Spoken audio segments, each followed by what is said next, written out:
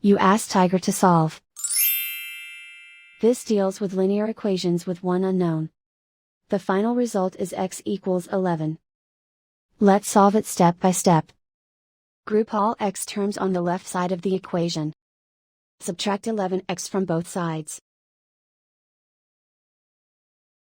Group like terms. Simplify the arithmetic.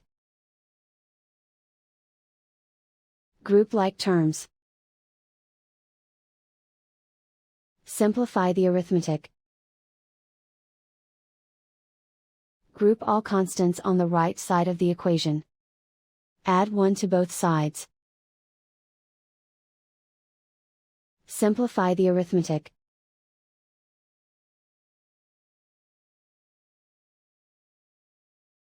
Isolate the x.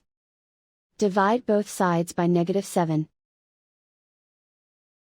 Cancel out the negatives. Simplify the fraction. Cancel out the negatives.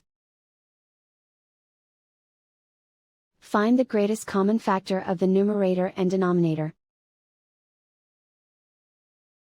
Factor out and cancel the greatest common factor. And so the final result is x equals 11.